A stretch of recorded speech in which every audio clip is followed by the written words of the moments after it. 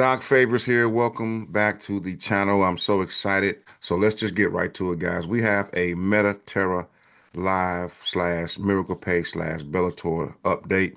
And this one here is unique. Okay. It's the beginning of the year. But when we are given information that we can literally share with you, then as someone who's coming on here to share with our team, it's just something that I think that you could benefit from. Okay. And so let me just say this to answer questions. Some of you all are asking about videos and other material that I use. If you're already in Bellator, then your upline more than likely has access to some of the same videos that I have because it's all being disseminated from the same place.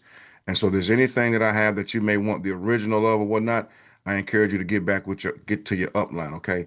With that being said, if you're getting value out of the channel, out of all of the things that we do your boy a favor, hit the like button, consider subscribing to the channel, and turn that bell notification on so when I drop these videos, you can be the first to get that notification.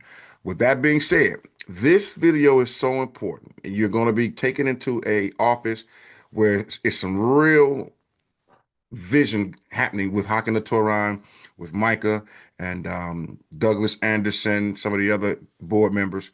And I just think it's beneficial. So what I'm going to do is I'm going to play the video and then I'm totally going to remove myself out. So get ready to take some copious notes. Don't forget to leave some comments down below and enjoy this video.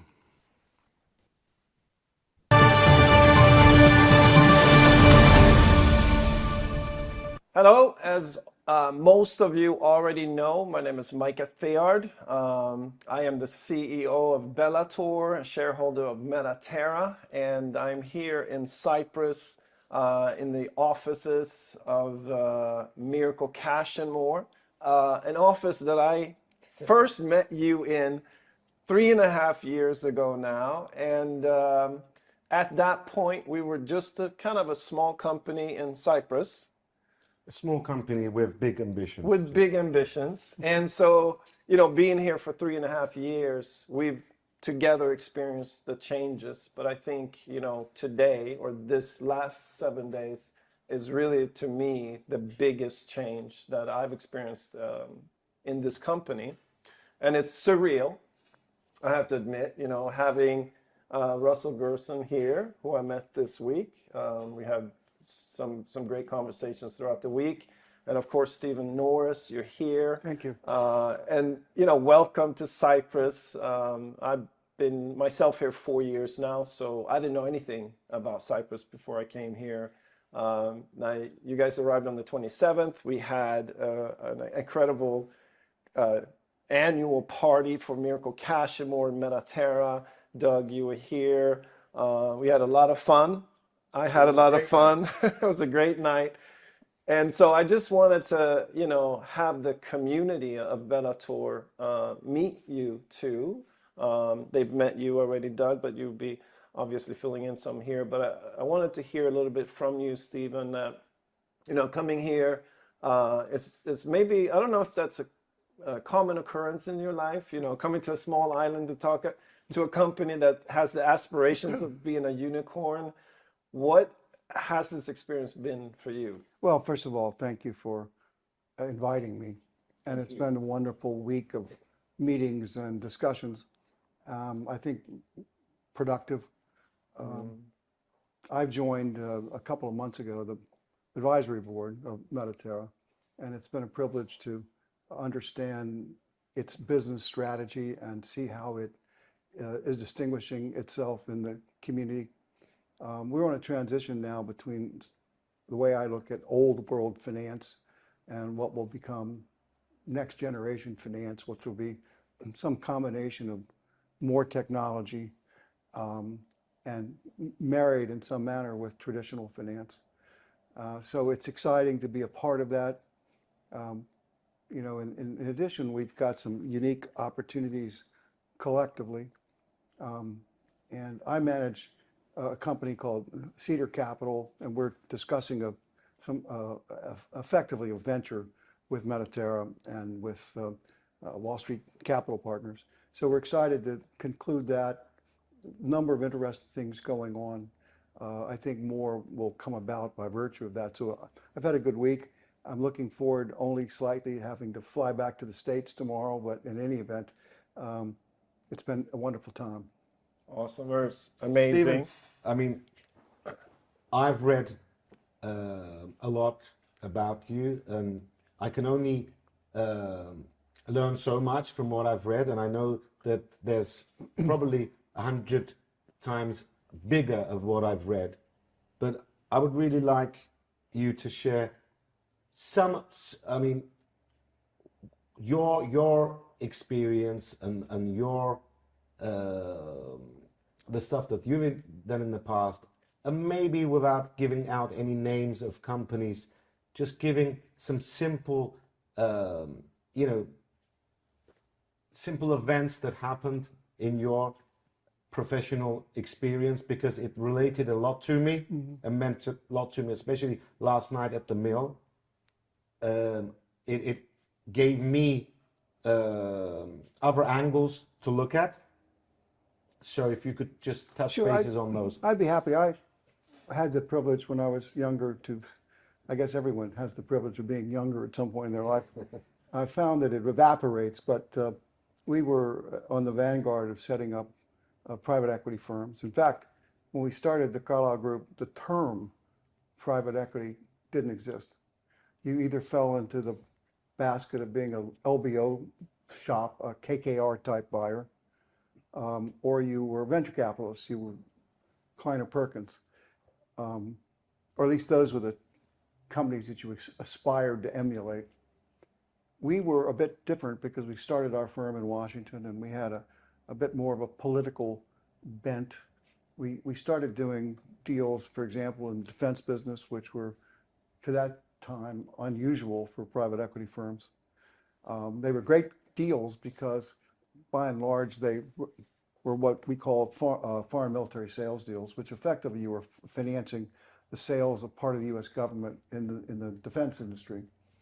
And whether it was in those days General Dynamics tanks, and we're actually working today on an acquisition of a set of systems that will effectively empower missile defense.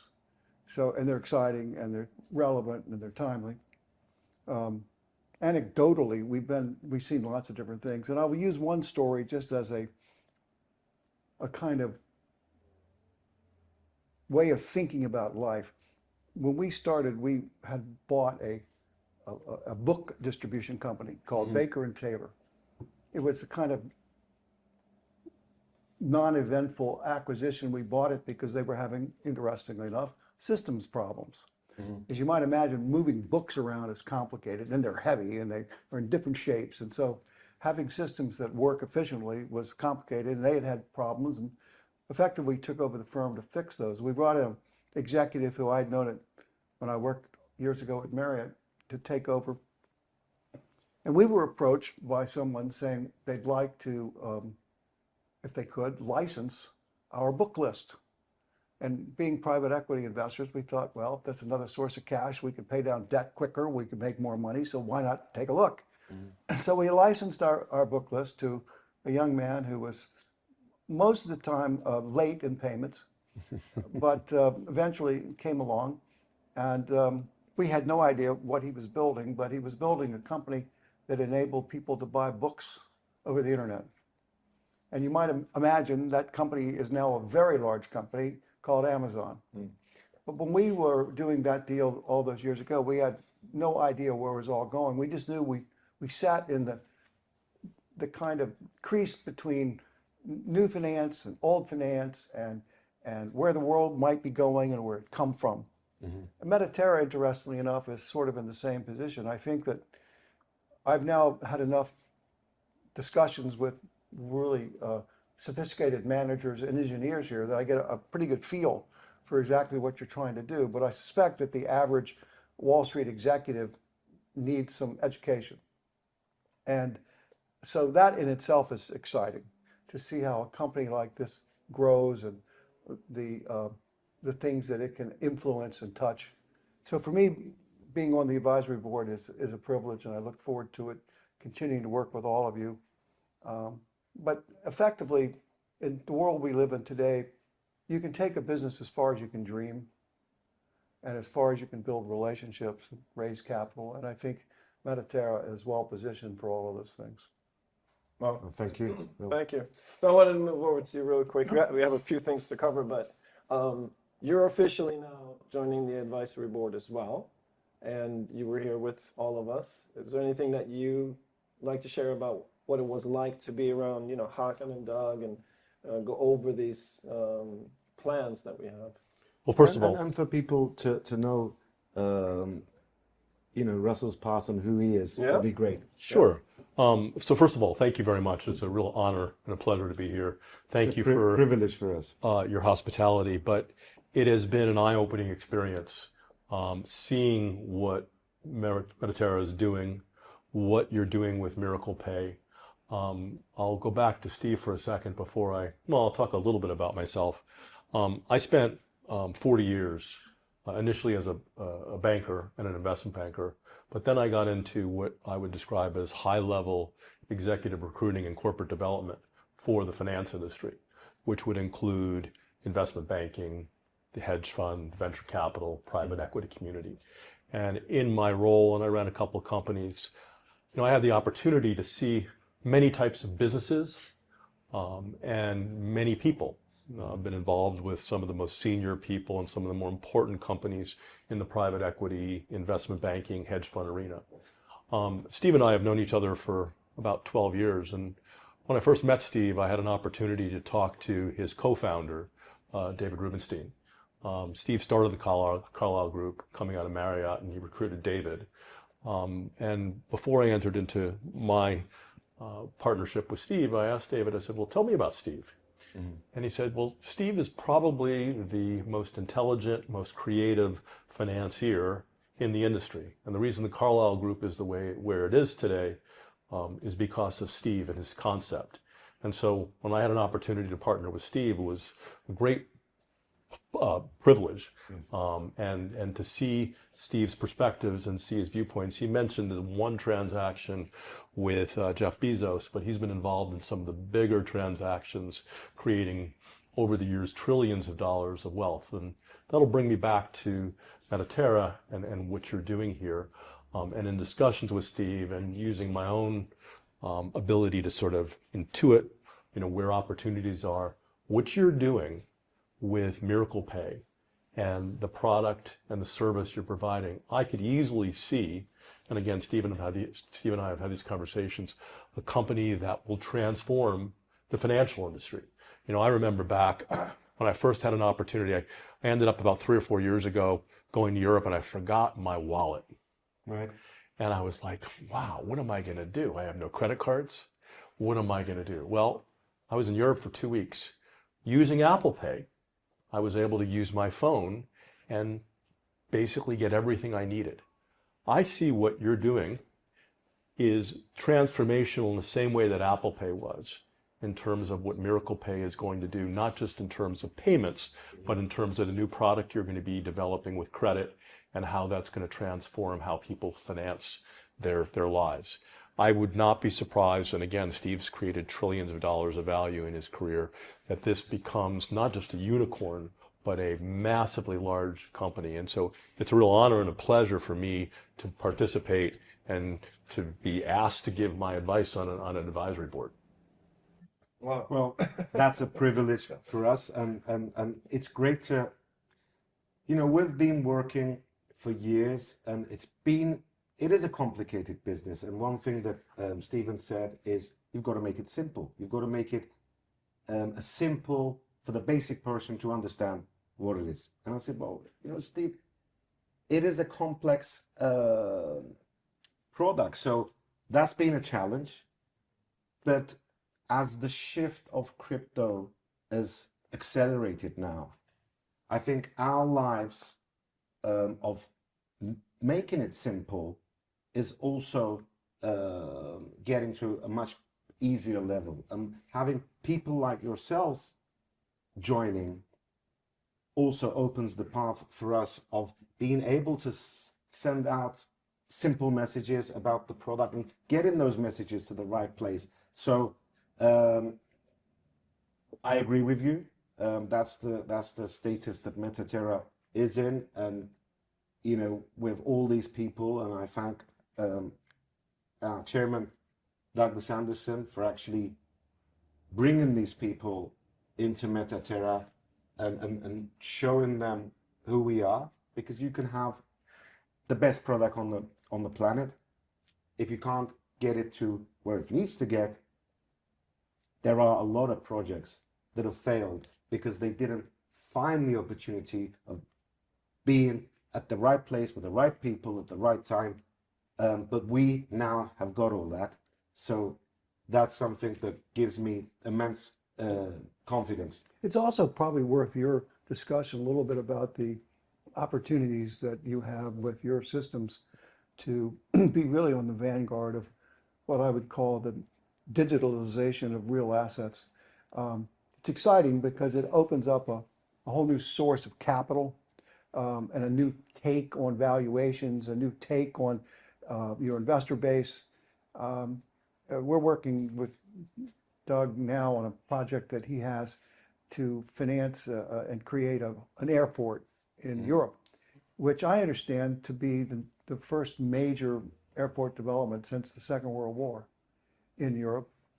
And we've been exploring that with a number of political sources, as you might imagine. Financing a major infrastructure facility will require that, but also thinking very carefully about how we might be able to use some kind of digitalization, asset-backed security to create and open that new market. So you have the back end through Metaterra to make that realistic and possible. And I think that's something that's really worth focusing on and emphasizing. Beyond that, I think there's so many things that can be done. There are opportunities in the commodity space. There's opportunities in the oil space. There's opportunities in a number of areas where the kind of digital technology that you've invented will be unique, and I think open up and allow people to explore new ways of financing old commodities. And in itself could be quite interesting. I mean, talking about the political meetings that are being set up, I know that you're meeting on the 19th of January, I think, with the Prime Minister of Romania. Right. And I know that Stephen Norris is cooking. Well, we're actively working on setting up an arrangement to have Doug, on behalf of the airport authority, really meet with the important political people, particularly in France, but to hopefully include, we're working on the Prime Minister, and ultimately we think to go to the President of France, Macron, and see if we can get his backing, and therefore the backing of Brussels and the European Union, to get behind the financing of this airport. And that will put everyone in a uniquely different position. There's no good reason why politicians would refuse to get behind this kind of a project. So we're hoping that we can make a compelling case to get behind it early and help it happen. That's great. So we've been talking about, and I don't know if we're revealing this, but there's a deal in the works in regards to RWA, or we're. I want to get there, Yeah. and I want to make that announcement, but I would like to quickly go through the status of Metaterra and what's happening with its listing in a very, a simple way. And I'd like to do that on the board. Okay. So where we are with Metaterra. So if you put our holding company here, okay,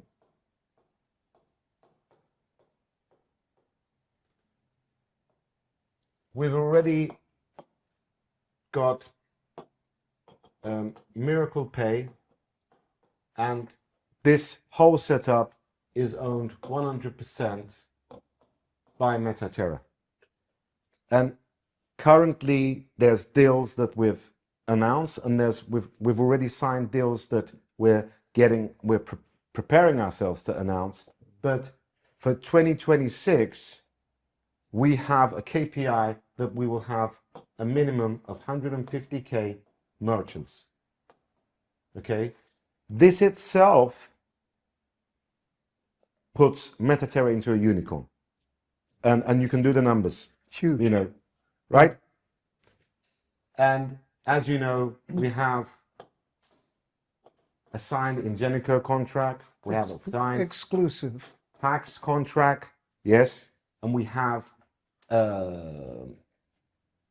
Shopify, and we've got NCR. This and represents Verifone. the majority of POS transactions on the planet.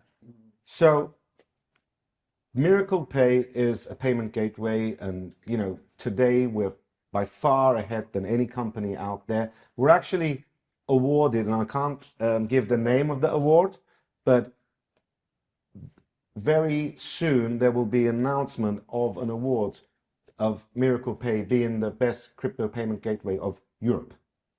So that's coming, and you know, that really put me into tears when I saw it, and that will be announced very soon. But you know, we didn't stop with Miracle Pay being a payment gateway. So we have a second leg, which is our score company, and our score company is building a score which is not only a project now, it's a project that the product is nearly finished, and we go live end of April 2026. And there we've got Paul Randall, one of the, well, you know, a top data analytic guy, a top CEO of working with credit bureaus for years. This score is not only coming to enhance Miracle Pay, but it's coming to generate revenue from providing scoring, Web3 scoring, bringing the unbanked into the banked for financial institutions globally. These scores are extremely valuable commodities. And Russell, we were discussing, and you was talking about, you know, it's not only an EBITDA of a company, data actually makes a big difference in the multiplier of valuation.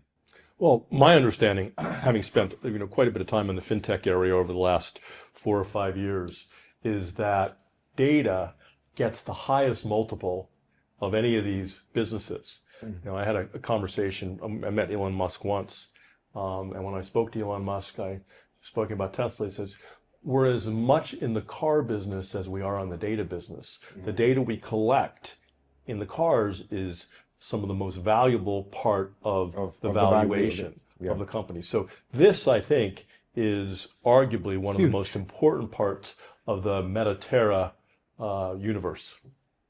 Right. So Metaterra owns 90% of this company, and 10% is allocated for the C-level management team with certain KPIs, and really pushed to the exit incentive. And our third leg is our Web3 world, and our Web3 world is our chain, is our wallet, is our DEX, is our collateralized lending borrowing, is lottery. All this that we're building, that's coming in, Metaterra owns 100%. There's a big data play there as well. Yes. Yeah, and all these new functions that we're adding onto this chain that we have is just going to create more and more transactions. And in today's world, you know, it's the number of transactions that really give the value to the chain. In this chain, we're really focusing on our launchpad, and I pull this as a fourth leg as RWA. You know, this is something that we really think we know is the future, because the future of finance is going to be tokenization. It's going to be asset-backed, real-world asset-backed tokenization. So having the fact of building this world and having a launchpad there with the experience and knowledge we have to date, and this is 100% again owned by Metaterra. We're looking, that's where the airport project comes in. that's where, with all these muscles that we've built, we're talking about real world assets such as oil-backed token projects that is going to happen, but we have everything ready today. We have the people that can bring us there, and that's something that will be obviously released in more detail in another call. Today, the reason I put this up there is for me, happily and being a privilege to announce that Metaterra will have a fifth leg, and it's a partnership of a company called Wall Street Capital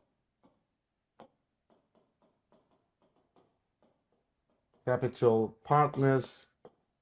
You want to complete the name? Asset strategies. Asset Strategies. So Metaterra, Wall Street Capital Partners, and Cedar are starting a partnership, and that's why Steve Norris and Russell has been here. I think, first of all, to understand, it's one thing different of being on an advisory board with somebody, and it's completely different to be partners with somebody. Is there anything that we can all bring to the table and, connect and create something bigger? And that's where that's what we've decided. And as I said, it's a privilege to announce this. So this is Metaterra, and that's what's going to the OTC market. We did talk about, we're in the last 30, 45 days. I know everything is going fantastic there. You can touch bases in a couple of sentences, but that's what we're bringing to the market. And where are we, and what do you think that brings to the market? So I think this kind of all grew out of the extraordinary opportunity to tokenize the only privately held and one of the largest capital airports in Europe.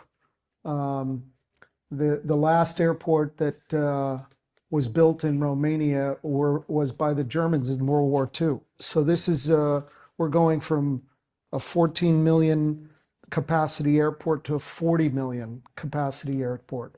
We're going from zero cargo to 1 million tons of cargo. And so this will be effectively the largest real world asset ever tokenized. That moniker will be huge in terms of Metaterra, in terms of Wall Street Capital being involved in it as well. What happened from there, a trend on Wall Street has been some of the larger sovereign funds and other huge hedge funds to reevaluate their portfolios and to see what they can liquidate or leverage from.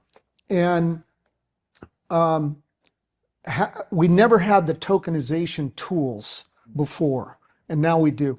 Wall Street Capital, we have skills in valuing assets. We have skills in selling portfolio assets into the secondary market. That's standard corporate finance, but no one's ever applied tokenization to that. And what that does is it opens up huge. So we're really looking at potentially doing the largest secondary market transaction in the world, the first tokenization of secondary assets. And I really want to talk about this, of what it really is.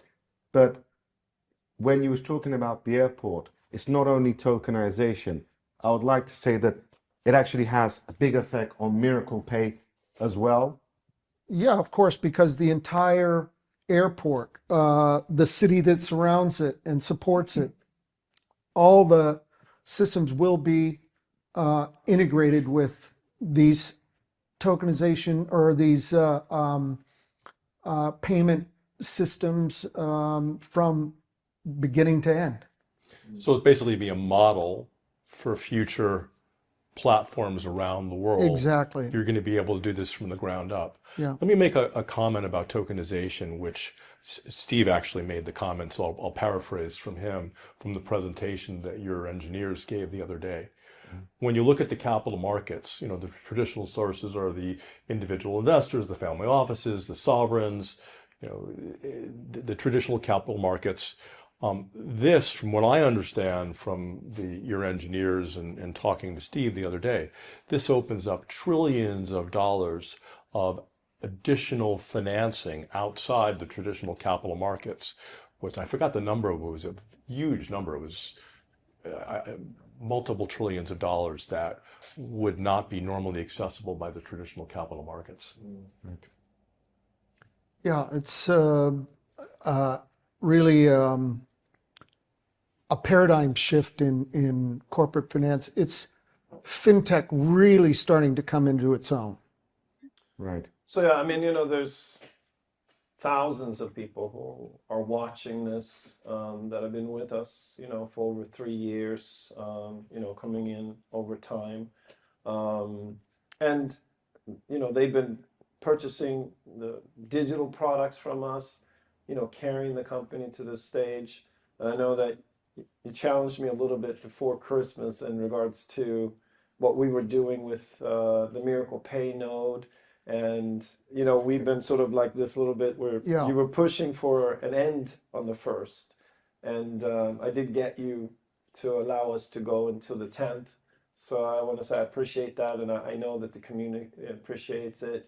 There's some thoughts around that and its economics involved. Yeah. Not necessarily that we're going to go into a phase that's less impressive because our credibility is growing so much. But what they've been getting from us. I mean, I didn't really understand or appreciate. This has been kind of there's an evolution and this was a revolutionary change in thinking in my mind once I started to understand this, and I realized how undervalued this is. And that's kind of, I don't know, from a banker's perspective, it's irresponsible to leave so much on the table. So my instincts were, look, we need to shut this down and revalue this thing because it's way undervalued. But it's also fair. People that have been with you a long time don't pull the rug out from under them, and ride it along. It speaks to that, the value is when you're early, you get more. Yeah. And now that the credibility is increasing, of course, we need to go to the next stage. Yeah. So the 10th is the official date where that particular offering ends as far as the Miracle Pay node, that compensation plan on the Miracle Pay node, but maybe it gets replaced with something that's also exciting. Maybe. So just to add on, so underneath Metaterra,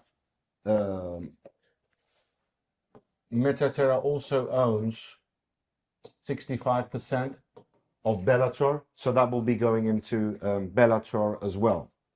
So I'll come and sit, and I want finally to go into a bit about what this company is going to be doing. Sure. So finally, as I said, it is a privilege to announce this partnership with Multi Capital and Cedar. I know what it is, we know what it is, but in a nutshell, what is, just so people understand, what is this business really going to be focusing on?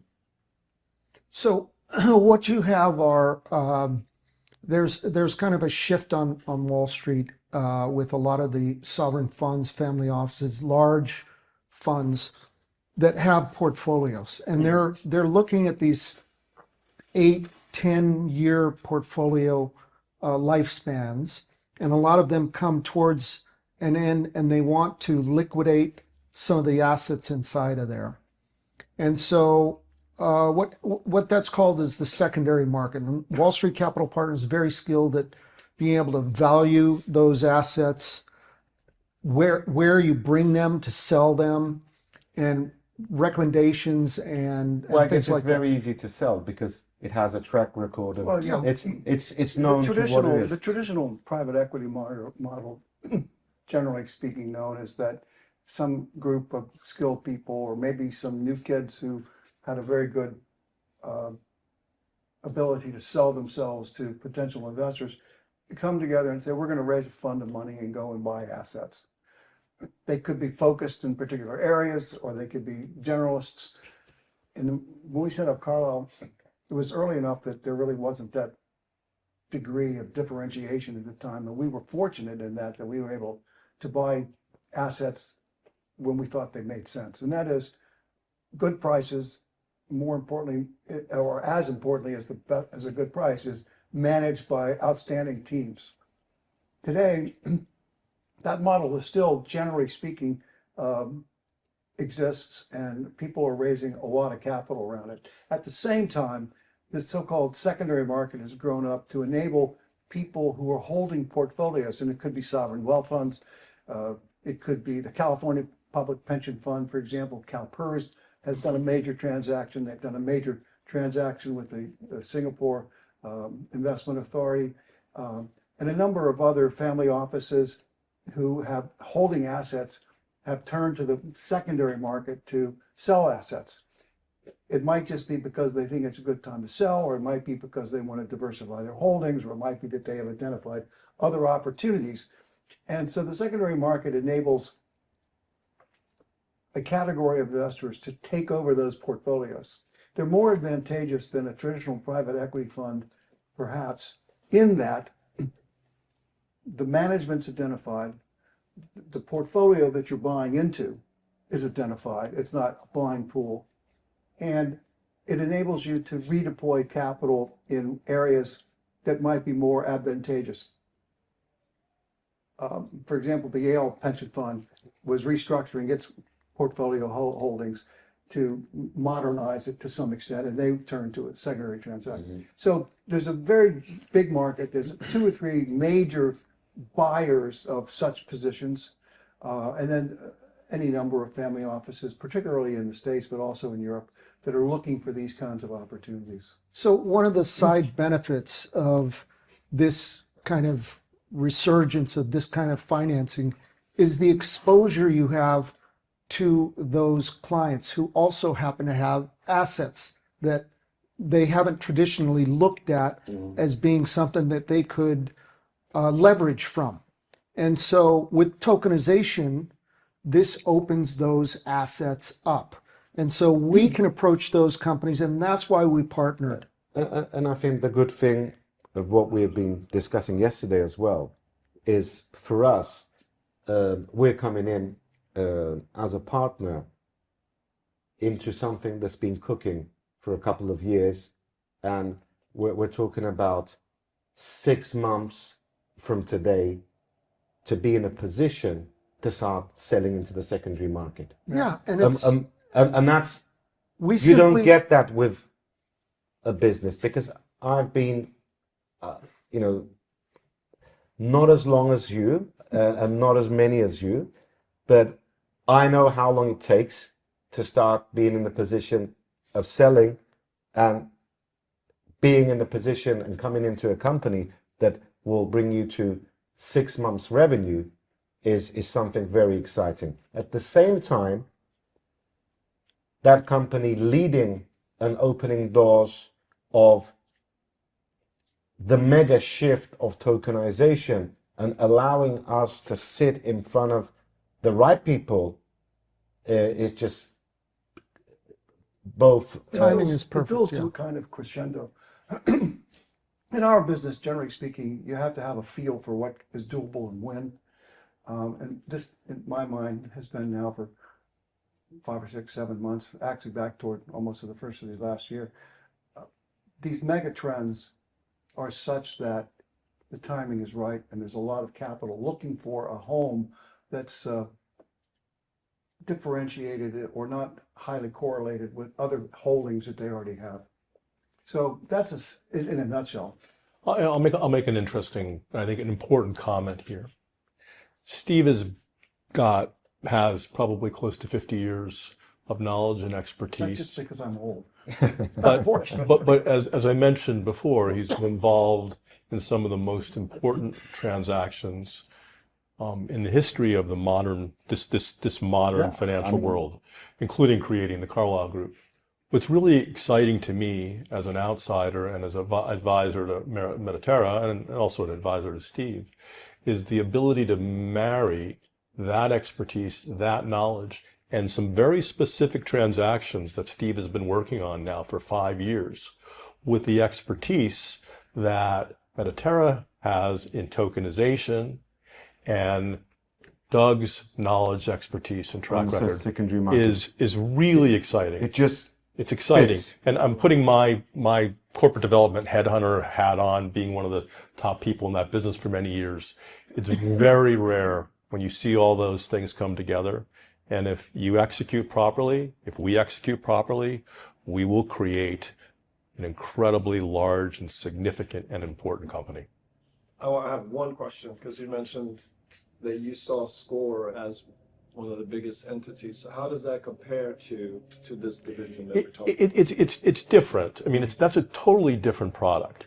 I mean, if you look at traditional credit scoring and how consumers and businesses financed their activities, particularly consumers, they relied on the 3 credit reporting agencies in the United States, at least, and I think Experian, and Equifax. Equifax.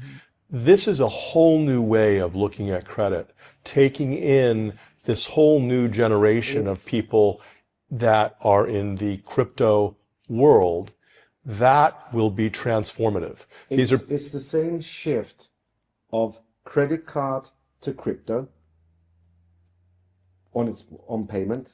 It's the same shift from traditional score to Web3 score. It's all coming in parallel at the same time. Exactly. And what does Ford Motor Company value a client, client acquisition data? As I mentioned when I mentioned the Elon Musk comment, 1,500, 2,000? Yeah, or easy. a bank. Barclays, the cost of acquiring a new customer for Barclays Bank, they said, is £2,000. Okay. So you can imagine, by capturing this group, hundreds of millions of people, Incredibly valuable. maybe billions of people worldwide, Yeah. you can put the multiple on that and imagine what that might Yeah. be. So there are a lot of people that are going to be attempting to do this, but I think that Metaterra and where you are, you have a leg up, you have a leading position, and if you execute properly, you'll be the market driver in this sector. I just want to say a last thing with, and I won't give a name, and I won't give a number, so I think that'll be okay with Stephen Norris. The secondary market, am I right to say that the secondary market project that is being worked on at the moment is the largest secondary market deal ever done before? Just the standard corporate can I finance say one. that? Yes, that's By a multiple. yeah. And the deal that's envisioned in tokenization in a particular eclipse that. sector Is the largest will by be far. It would one of the eclipse largest. that. It would eclipse that.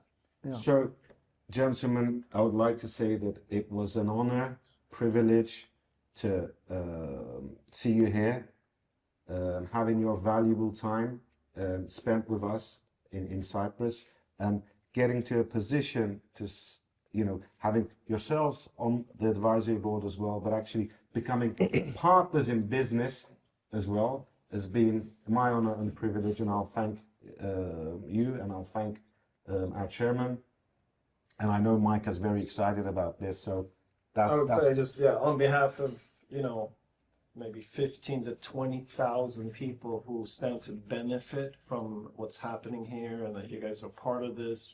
Thank you on behalf of all of them. I'm sure we have thousands of people smiling on this content, so we're very, very excited about what's happening here. So thank you. And I'd like for me to thank everyone for their hospitality the last week we've been here, and I look forward to seeing you soon, perhaps in New York. And there are a lot of things to be done over the coming, couple of months, and if we have to A lot of hard work ahead of roll us. up our sleeves and get going. That's right. And I thank you, sir. Thank you very much. Thank you. Thank you all. Thank you. Thank you, everyone. Metaterra, shaping the future of finance.